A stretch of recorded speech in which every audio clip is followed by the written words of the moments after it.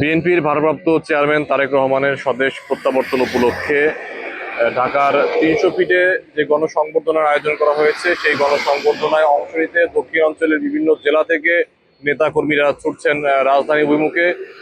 ঢাকা ভাঙা এক্সপ্রেসওয়েতে বৃহস্পতিবার সকাল থেকেই দেখা গিয়েছে যানবাহনের বাড়তি চাপ, বিশেষ করে দক্ষিণাঞ্চল থেকে যে ঢাকাগামী লেন রয়েছে, সেই ঢাকাগামী লেনে সকাল থেকেই দূরপাল্লার পরিবহনের বাড়তি চাপ দেখা গিয়েছে এবং নেতা কর্মীদের বহন করা পরিবহনও সকাল থেকে যেতে আমরা দেখেছি।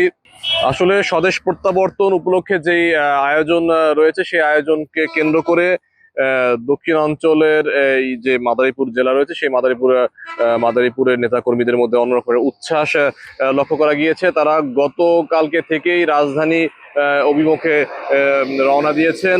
তাছাড়া আজ বৃহস্পতিবার সকাল থেকে, অর্থাৎ সকালে যে ঢাকা ভাঙা যে এক্সপ্রেসওয়ে রয়েছে, সেই এক্সপ্রেসওয়ে তো আমরা দূরপাল্লার পরিবহনের বাড়তি চাপ দেখেছি।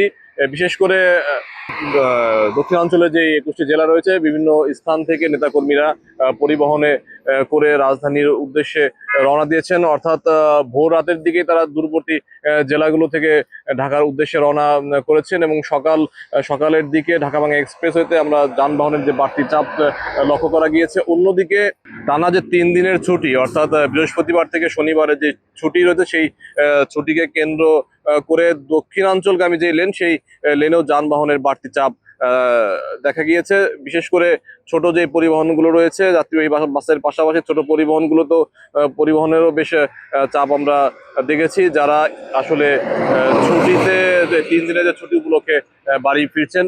তাছাড়া ঢাকাগামী যেই লেন, সেই লেনে সকাল থেকে কুয়াশা উপেক্ষা করে যানবাহন আমরা চলতে দেখেছি।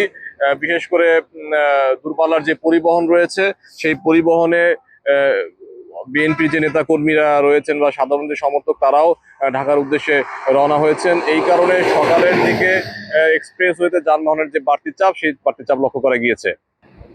আর একটু বলে রাখতে চাই, গণসংবর্ধনায় অংশ নিতে মাদারীপুর থেকে, অর্থাৎ মাদারীপুরের সবকটি উপজেলা থেকে ইতোমধ্যে নেতাকর্মীরা রওনা হয়েছেন। প্রায় জেলা থেকে প্রায় 30,000 নেতাকর্মী রাজধানীর ৩০০ ফিটে উপস্থিত থাকবেন বলে আমরা জানতে পেরেছি এবং তারা ইতোমধ্যে ঢাকার উদ্দেশ্যে রওনা হয়েছেন।